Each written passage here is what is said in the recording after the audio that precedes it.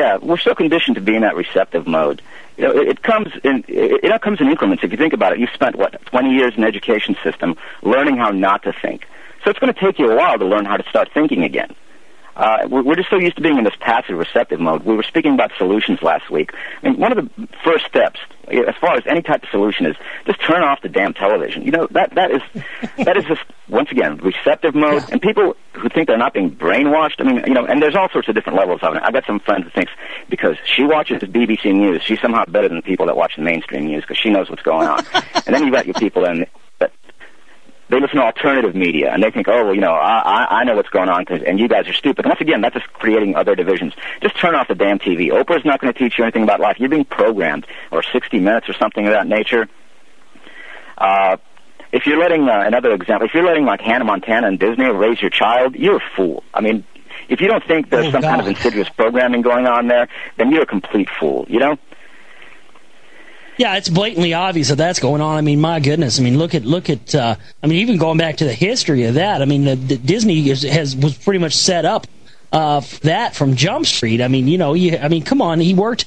Walt Disney worked with Wernher von Braun, for God's sakes, on his rides. I mean, come on. But yeah, I mean, it's just people. Again, you know, there's a level to that, Alex, where people. Even though they have the information, and even though you're showing it to them, and it's right there in black and white in front of them, some people still have. You know, that sort of passive resistance where they, even though they know it's real and even though they have the evidence, they will not accept it because either A, they think it makes them look like they've been had, or I'm smarter than that. No one would allow that to get one over on me if as smart as I am, or B, they just don't want to have to do anything about it because I think a lot of people realize if they accept this information, they then have a responsibility to do something about it, and a lot of people don't want that. Yeah, and they'd rather just come home after work, just sit down in front of the TV, and, you know, after a while they fall into their little trance, and they just start going, oh, yeah, okay, Hillary and Obama hate each other, or whatever, you know. It's a lot easier to accept that world because it's a consensus. And once again, the guys at Tavistock who figured these systems out a long time ago, they know all that. They're working in our psychology. Now, I had a moment where I'm not trying to pat myself on the back, but I can kind of see it. Do you remember in The Matrix how when Neo is first unplugged, he's just unplugged, and that's really like when you start waking up to truth. You're just unplugged, but you still don't know what's going on. And he looks at the other guys around him, and he goes, how can you see what's going on? Because they're just looking at the code in the screen, right? And you're seeing the falling code, and they're like, oh, yeah, after a while, you don't need to look at the images. You can just see the Matrix for what it is, the programs. And after a while, he starts figuring that out. But at the beginning, when he first unplugs, he can't see that. Now, I caught a couple of my neighbors the other day talking about a couple of big news items this week. I'm not sure if you'd covered them on your show, and I would assume not. The story's about two college girls in the South getting killed, I guess on the same day, by two different assailants. So they're coming there regurgitating their angle of the news because, one person hears ABC and the other person hears CNN, or somebody might listen to NPR, and they get different angles of the story, and then they get together and basically regurgitate the news as their opinion. So I was just listening to this take place, and basically the stories were somewhat similar. Some girl in some college town gets abducted, robbed, and then molested and left for dead or killed. And in both the stories, the one woman says, oh, did you hear? NASA was brought in, and they used satellite imaging to track the guy's car because they had video of the guy's car on the cameras in the parking lot. And sure enough, the other guy, they caught him because, he was dumb enough to use the ATM, which has a camera on it. And I'm listening to them talk, and I'm like, you can see the program behind the scenes. These stories come out the same day. And what are we being told? We're being sold something. It's like marketing. Might as well be a Coca-Cola commercial. We're being sold surveillance technology. In both cases, you've got two young white college girls, and they were abducted by, guess what? Two black guys. So once again, you're selling them to white middle-class America. Surveillance is good. It'll protect your daughter. You can see the program, but the people in front of you can't see it because they're taking part in it, even though they don't even realize they're taking part in it. Yeah, to be honest with you, Alex, I didn't even. I mean, you're exactly right. Now that I think about it in those terms, yeah, that's exactly what that was. But there's so much of this going on. My goodness, I mean, there's so much of this going on that you can't possibly cover everything. But my goodness, the thing about it that I'm starting to see is every single news item that I look at. I mean, you just really hit something important there. It's starting to seem like, and I hate to. Sometimes I don't even. I don't cover stuff like that because. I don't want people to get the impression that I'm trying to tell them that every single news item has something to do with the New World Order or with the government tracking and tracing this. But my goodness, I mean, it does. The reality of it is it does. Whether or not you want to accept the fact that every news story is part and parcel of this, and where every news story has some sort of psychological bent to it, where they're attempting to achieve something from it, whether or not you want to accept that or not, again, that denial factor comes into play. When you get down to it at the end of the day, it really does. I mean, everything that you see is garnered towards some certain demographic or some certain section of the population, and it all ties back into convincing the population that what they are doing is right, and that unless we acquiesce to what they demand, we're going to be in danger. Yeah, I mean, once again, it's like the Rothschild symbol I was talking about earlier. It's right there in front of you, and you just don't see it. I mean, they call it television programming, and people just sit there and watch it, and they don't realize that's exactly what's happening. You're being programmed. I mean, your opinions are being shaped, your ideas. How many of us talk about certain events based on something we saw on some stupid show, you know?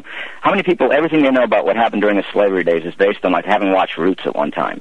How many people out there, like, the other thing I found that occurred to me the other day is we have this opinion, right, that criminals use the justice system, and they use, like, the lack of Miranda, or, somebody not reading them their Miranda rights, or little loopholes in the system to get away and kill the people that, originally tried to put them away. And you see that in show after show after show for how long? 30, 40 years now? Once again, then there's this mental idea in the public that criminals abuse the system, and we need to tighten up the system. But those aren't opinions. That's programming. Right, it's what they're shown to give people that opinion. Again, it's not that people don't even. I always you always want to ask people, how much backing or how much proof do you have to back up your reality? And people say, well, you put them in that situation where you go, okay, well, why do you think that? And they go, well, I saw it on TV. What other reason do you have to back that up? Well, they said it on TV, so it must be true. I mean, that's the only evidence people have up to back up the reality, Alex, is the fact that it came out of the boob tube. That's it. That's all they can back it up with.